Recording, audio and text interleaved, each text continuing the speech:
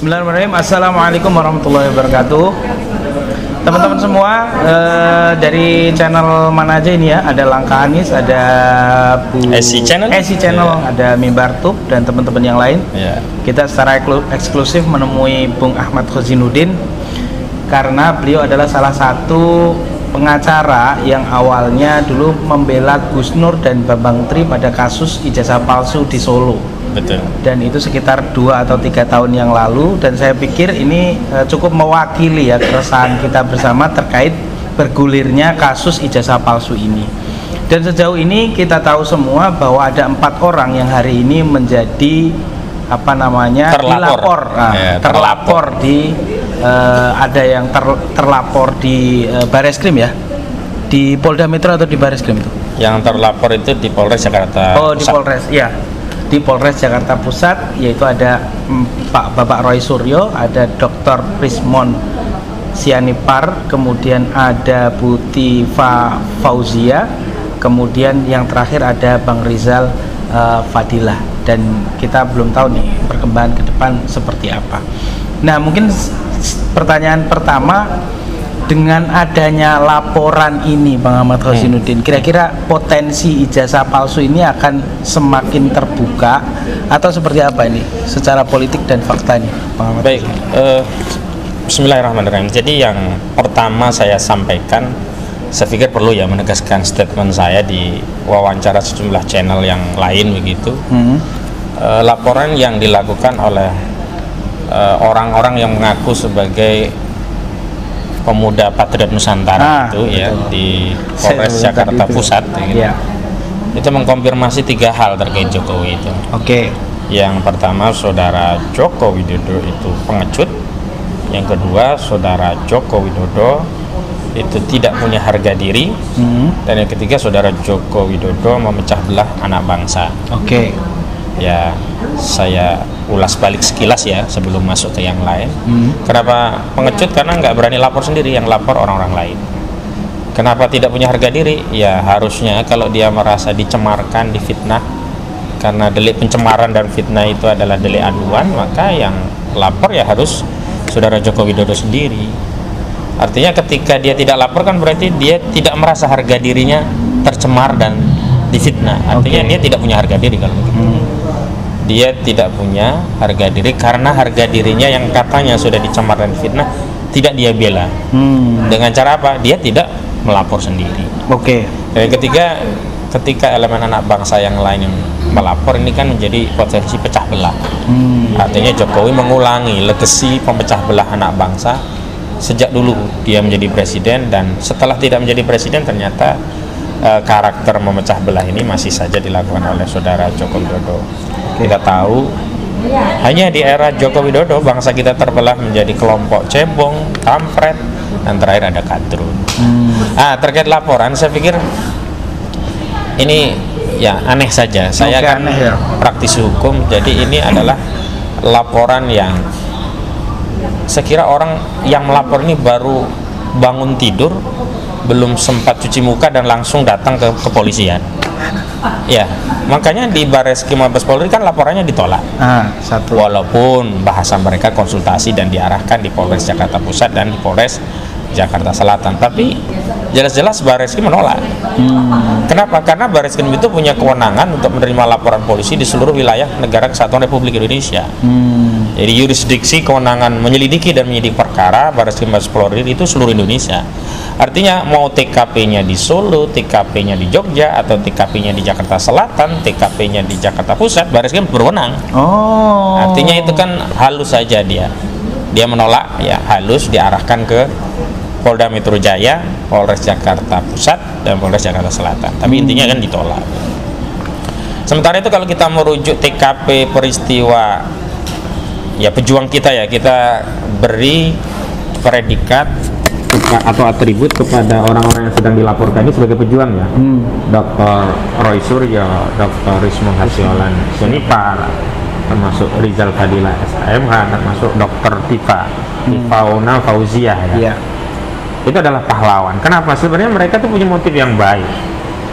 Bagi yang di luar UGM, mereka punya motif ingin membersihkan legacy sejarah bangsa Indonesia, sehingga tidak diwariskan ke anak cucu kita generasi selanjutnya.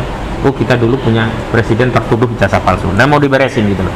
Kalau enggak ya enggak, kalau iya ya memang harus diproses hukum. Jangan sampai ada pertanyaan ngawur seperti disampaikan oleh politisi Nasional Demokrat Nasdem Irma Caniago di dalam sebuah wawancara podcast. Dia katakan kalau perkara ini terbukti terus mau ngapa? Lah kok mau ngapa? Ya ditangkaplah Jokowi. Karena 263, 266 KUHP itu masih berlaku. Orang yang melakukan pemalsuan dokumen itu kejahatan. Kecuali itu bukan kejahatan, mau ngapa? Jadi presiden sudah selesai misalnya begitu. Jadi kan bukan soal status dia, tapi tentang kejahatan. Itu satu. Yang kedua tentang legasi. Yang kedua bagi misalkan dokter Tifa, dokter Rismon, dokter Roy Suryo, itu lebih spesifik lagi, tidak sedang hanya bicara soal bangsa dan negara, dia juga bicara tentang membersihkan nama besar sekaligus reputasi alma maternya, yakni UGM, Universitas Gadjah Mada. Apakah ya UGM yang menelurkan atau menghasilkan produk yang bermasalah seperti ini? Makanya kan ada 34 dokumen yang menurut UGM itu tersedia kan didatangi yang lalu itu kan, tidak diverifikasi ya kan. Tapi ternyata yang ada hanya skripsi Jokowi dengan skripsi orang lain yang dianggap namanya Jokowi, walaupun akhir belakang kita tahu itu tesis. Maksud saya bahwa yang di Solo juga ya, yang berkaitan dengan kedatangan ke Jokowi, yang dia menyatakan tidak akan membuka kecuali di depan pengadilan atau perintah pengadilan, walaupun nggak ada perintah tiba-tiba dikasih tahu ke wartawan kan. Ini semua kan sebenarnya kewenangan daripada Polri ya, Mabes Polri. Tapi kenapa kok dilaporkan Polres Jakarta Pusat kok diterima gitu? Makanya saya berpikir jangan-jangan yang dilaporkan perkara yang lain gitu. Ini yang menurut kita harus kita periksa lagi. Dan kenapa saya sebutnya orang baru bangun tidur belum sempat cuci muka langsung lapor polisi? Karena orang menyampaikan pendapat, apalagi berdasarkan keilmuan yang dia miliki, baik dari sisi keilmuan ahli telematika, juga keilmuan sebagai ahli forensik digital, itu dijamin oleh konstitusi. Terus kok bisa itu dianggap kejahatan? Kan pasalnya 160 KUHP penghasutan. Di mana menghasutnya? Kalau Rismon, Roy Suryo ingin meyakinkan publik berdasarkan keilmuannya, itu bukan menghasut. Karena ada data, ada argumen, dan orang memaparkan ilmu itu bukan kejahatan. Katakanlah kalau orang memaparkan ilmu hasilnya keliru, itu juga bukan kejahatan, tetap ilmu gitu. Hanya mungkin teorinya nggak benar gitu. Kalau lah itu keliru misalkan. Makanya aneh ini kan sama aja orang bangun tidur belum cuci muka bikin laporan polisi gitu loh. Nggak paham unsur-unsur pidana penghasutan itu apa, ya, melawan kekuasaan itu apa. Emangnya Jokowi sekarang penguasa? Betul. Ini kan melecehkan Prabowo Subianto. Sekarang kan presidennya Pak Prabowo. Kalau ini dianggap melawan kekuasaan, berarti melanggar kekuasaan Pak Prabowo. Pak Prabowo memang bermasalah ijazahnya, kan Pak Prabowo gak ada masalah ijazahnya. Betul. Yang bermasalah itu saudara Jokowi yang hari ini bukan penguasa lagi. Begitu Bung Ari. Iya. Kalau kita lihat kan ini semakin ini kan ada beberapa ya. Yang pertama adalah soal ijazah SMA yang hari ini digugat di Pengadilan Negeri Solo, Surakarta. Kemudian yang di Jakarta Pusat yang dilaporkan oleh pemuda itu kan kalau di Jakarta Pusat ya pemuda Patriot Nusantara. Kalau di Baris kan Peradi Bersatu. Iya, itu kan soal penghasutan ya. Nah, ini ada info juga Bang Ahmad Khosimuddin, konon katanya setelah ini viral, saya juga belum mengecek ya, katanya di situs KPU juga sudah mulai dihilangkan ya soal ijazahnya ini. Dan apakah dengan kejadian ini akan semakin menimbulkan dugaan kecurigaan kepada semua stakeholder ya, baik pihak KPU, kepolisian dan lain sebagainya yang masih kemudian dalam tanda kutip melindungi mantan Presiden Jokowi ini, Muhammad Khosimuddin. Jadi saya melihat ini masalah, dan kali itu saya minta Pak Kapolri Listio Sigit Prabowo untuk memeriksa KPU. Semua pejabatnya diperiksa. Kenapa bisa data itu hilang dari website? Saya khawatir ini terjadi apa yang disebut sebagai obstruction of justice, satu kejahatan yang menghalangi proses penyelidikan atau pengungkapan kasus gitu. Karena kan sudah ada kasusnya, ada laporan polisi. Dan laporan polisi itu kan merujuk kepada masalah ijazah palsu. Dan ijazah palsu itu kan dulu dijadikan salah satu syarat untuk menjadi kontestasi politik di Pilpres. Karena di pasal 169 Undang-Undang Nomor 7 Tahun 2017, salah satu syarat untuk menjadi calon presiden itu paling tidak ya berpendidikan SMA atau sederajat, yang dibuktikan ya punya ijazah. Dan ijazah itu harus asli gitu loh. Jadi kalau ijazah itu boleh palsu ya orang nggak perlu sekolah gitu. Nah, yang berikutnya Bang Ahmad ini mungkin agak lompat-lompat nggak apa-apa ya. Kita tahu yang ijazah S1 itu adalah dikeluarkan oleh Universitas Gadjah Mada yang punya otoritas mengeluarkan ijazah itu. Dengan temuan kemarin kan kita jadi melihat ya seperti ijazah skripsi S1 bisa jadi tesis. Dan ini kan sangat berbahaya bagi dunia pendidikan Indonesia ya. Nah, sebaiknya apa yang harus dilakukan oleh UGM kira-kira Bang Ahmad? Saya pikir UGM perlu mencontoh Universitas Indonesia ya. Karena saat di Universitas Indonesia ada, kita sebut saja skandal lah ya, skandal doktor bermasalah atau doktor palsu lah ya, Bahlil Lahadalia gitu kan. Itu kan Sivitas Akademika Universitas Indonesia membentuk tim khusus untuk melakukan penyelidikan dan pengungkapan kasus itu. Hasilnya kan diketahui, ya gelarnya ditangguhkan, walau rekomendasinya harusnya kan di DO kan. Ini kan alumni UI pada marah, kenapa kok masih diberi kesempatan, harusnya kan di DO gitu. Tapi yang jelas ada proses pengungkapan masalah gelar doktor yang bermasalah dari saudara Bahlil Lahadalia. Nah, harusnya UGM mencontoh apa yang dilakukan oleh Universitas Indonesia, melakukan hal yang sama. Jadi jangan kemudian hanya berstatement, bernarasi.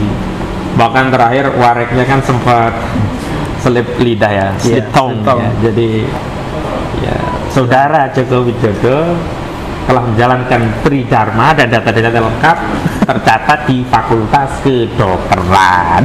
Oh maaf, salah di Kehutanan. Itu kan Allah ya yang kemudian menggerakkan lidah seorang, kok bisa hal yang sudah menjadi pengetahuan publik bahwa dia lulusan Fakultas Kehutanan kok datanya bisa belok ke kedokteran gitu. Itu kan dipotong tuh di TikTok jadi rame gitu. Yang harus dilakukan oleh UGM itu tidak kemudian sibuk mengklarifikasi dengan statement, dengan narasi, tapi dengan tindakan, diantaranya mencontoh Universitas Indonesia dengan membentuk tim khusus dari kalangan yang punya kapasitas yang bisa diberi kepercayaan publik untuk melakukan penelaahan, penyelidikan, pengungkapan sampai didapatkan temuan. Walaupun harusnya negara yang turun ini, karena ini kan sudah persoalan publik. Tapi paling tidak di UGM sendiri melakukan itulah. Nah, saya lihat di kasus UI itu, walaupun rekomendasinya tidak sampai men-DO Bahlil, walaupun tidak DO, kayaknya Bahlil juga malu-malu mau lanjutkan ya, malu dia. Walaupun gelarnya dokter, orang akan selamanya sudah melekat ini dokter dulu, pernah abal-abal ini karena pernah dibatalkan kan gelarnya. Tapi setidaknya itu ya walaupun tidak seluruhnya, karena kalau sudah ini istilahnya ya tinta setitik rusak air susu sebelanga. Betul. Ya, setitik Joko ini merusak UGM seluruhnya. Dan itu yang terjadi di kasus UI, gara-gara Bahlil, walaupun sudah ada proses ya, Bahlil ditangguhkan ya gelarnya, tetap saja UI ya kredibilitasnya ya goyah lah ya gara-gara kasus Bahlil itu. Apalagi UGM tidak melakukan tindakan apapun gitu loh. Dan apalagi masalah yang dihadapi UGM itu jauh lebih berat ketimbang yang dihadapi oleh UI. UI itu hanya soal dia belum saatnya menjadi dokter, ibaratnya begitu. Tetap diakui sudah berproses tapi belum layak sehingga dibatalkan. Kalau ini terkait palsu,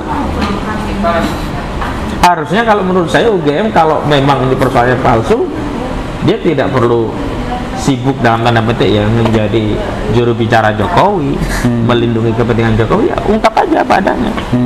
Kemarin kan sempat menyebutkan ada 3-4 dokumen yang menunjukkan bahwa saudara Joko Widodo telah menuntaskan tridharma pendidikan tinggi di UGM. Saya pikir tadinya sudah menyiapkan kayak meja dokumen dulu, silahkan ngecek. Tinggal dilihat ya. Ini KRS-nya, ini waktu mau masuk, ini SKS-nya, oh ini dosennya di ujung, skripsi di ujung baru, oh ini saat tahun wisudanya. Kalau ijazahnya kan dipegang oleh mahasiswa masing-masing. Saya pikir udah siapkan itu, sehingga Roy Suryo, Dr. Tifa sama Risman itu hanya bisa manggut-manggut saja, nggak bisa ngomong lagi. Oh berarti gua salah ini ya. Ini sampai sana ternyata nggak ada. Awalnya tidak dikeluarkan dokumen berdalih KIP yang dikecualikan, ya kebebasan informasi publik itu dokumen yang dianggap dikecualikan, nggak boleh dikeluarkan. Begitu di debat akhirnya dikeluarkan 2 dokumen, yang itu malah bunuh diri. Satu dokumennya skripsinya Jokowi, yang satu skripsi temannya Jokowi, yang seolah-olah skripsi Jokowi nggak masalah dengan font yang Times New Roman, dengan tanda tangan penguji tidak ada, itu nggak ada masalah karena yang lain ada gitu loh. Nah yang lain ini ternyata tesis gitu loh. Jadi semakin bernarasi, mengklarifikasi, semakin dalam ya masalah yang dihadapi oleh UGM. Dan mohon maaf, ini yang dikorbankan UGM masa depan kampus UGM ya. Tidak lagi bicara tentang apakah ijazah itu benar-benar palsu atau ternyata asli. Enggak, ini sudah masa depan UGM. Nah, menurut saya hari ini UGM harus berpikir kepentingannya ya, bagaimana memperbaiki citra diri dari lembaga sivitas akademika yang kelasnya UGM. Betul. Setidaknya metodenya diadopsi cara yang ditempuh oleh UI. Begitu Bung Ari. Bung Muhammad Fazinuddin. Yang berikutnya ini saya pikir ini penting juga ya buat UGM karena ini menyangkut kita berbangsa dan mencerdaskan kehidupan bangsa sesuai dengan amanat Undang-Undang 1945. Nah, sebentar lagi maksimal kita setengah 3 ya. Iya. Sebentar lagi kita ada acara teman-teman. Nah, terakhir mungkin Bang Ahmad Fazinuddin sebagai penutup. Nah, ini kan sudah berproses dan sudah diterima di di Jakarta Pusat lah ya. Apa langkah keempat saya nggak tahu ya Bang Ahmad Fazinuddin apakah menjadi kuasa hukumnya atau tidak, tapi saya pikir kemarin sempat ngobrol-ngobrol apa langkah hukum yang diambil oleh keempat tergugat. Bukan tergugat ya, terlapor ya, karena ini kan di masalah pidana ya. Iya. Jadi saya sudah berkoordinasi dengan pihak-pihak yang dilaporkan ya, sudah berkomunikasi dengan Pak Roy Suryo, dengan Pak Rismon Resvalan Senipar, juga dengan Bang Rizal Fadilah karena biasa kita diskusi bareng kan, juga dengan Dr. Tifa. Intinya kita komitmen harus melawan kezaliman. Karena laporan ini adalah laporan yang mengkonfirmasi kezaliman, bukan penegakan hukum. Sederhana saja, kalau dia penegakan hukum, maka harusnya bukan 4 orang ini saja yang dilaporkan, seluruh rakyat Indonesia hari ini harusnya dilaporin semua itu. Karena yang mempersoalkan ijazah Jokowi bukan hanya 4 orang ini, bukan hanya Dr. Rismon Hasyolan, bukan Dr. Roy Suryo, bukan hanya Rizal Fadilah, bukan juga hanya Dr. Tifa, tapi seluruh rakyat yang hari ini mempersoalkan. Harusnya kalau ini penegakan hukum, semua diproses. Kalau tidak, hanya 4 ini kan kezaliman. Nah, kezaliman itu ada 2. Pertama, bukan pidana dianggap pidana, ini zolim, kriminalisasi. Karena ini aktivitas menyampaikan pendapat berdasarkan ilmu yang ditekuni oleh, dikuasai lah ya. Iya, ditekuni, dikuasai, bahkan expert di bidangnya, baik di telematika maupun di forensik digital gitu. Jadi itu terjadi namanya kriminalisasi. Sesuatu yang bukan kriminal, sesuatu yang berkaitan dengan ilmu, berpendapat, dipaksa menjadi penghasutan, dianggap kejahatan. Ini kriminalisasi. Yang kedua terjadi apa? Ini kezaliman ya, kriminalisasi itu kezaliman. Yang kedua, tebang pilih. Ini juga kezaliman. Kalau memang ini dianggap kejahatan, kenapa cuma 4 orang ini? Harusnya seluruh rakyat juga dipersoalkan. Gitu.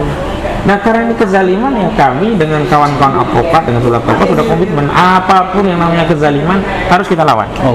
Jadi ini mau saya tegaskan kepada seluruh rakyat Indonesia, ini bukan kasusnya Dr. Rismon, bukan kasusnya Dr. Roy Suryo, bukan kasusnya Rizal Fadilah SHMA, bukan kasusnya Dr. Tifa, tapi inilah kasus kita semua, rakyat Indonesia yang ingin memastikan ijazah saudara Joko Widodo itu palsu atau abal-abal gitu ya. Pilihannya palsu atau abal-abal. Karena sulit mengatakan ada aslinya karena nggak mau ditunjukin. Kalau memang itu asli kan tunjukin saja, apa susahnya begitu. Jadi begitu, karena itu kami sedang berkoordinasi terus dan insya Allah pada waktunya kita juga ingin membersamai dan melibatkan seluruh rakyat dalam proses membela orang-orang yang dizalimi. Dan saya sebutkan tadi di awal, ini kan pahlawan kita sebenarnya, 4 orang ini. Bukan penjahat, mereka pahlawan. Kan apa? Sedang membela bangsanya, negaranya, dalam konteks UGM sedang membela kampusnya sebenarnya. Pak Roy Suryo, Dr. Tiba sama Dr. Ismon itu kan sedang membela kampusnya. Betul. Malulah dia alumni UGM kalau sampai UGM nggak ada kejelasan terkait ini. Nah, berangkatlah mereka untuk berusaha membersihkan noda UGM ini. Tapi alih-alih diapresiasi malah mendapatkan kriminalisasi. Begitu. Oke. Baik, terima kasih Muhammad Kursinuddin, nampaknya sudah pada hadir. Iya, jadi kita tutup saja teman-teman. Wassalamualaikum warahmatullahi wabarakatuh. Waalaikumsalam warahmatullahi wabarakatuh.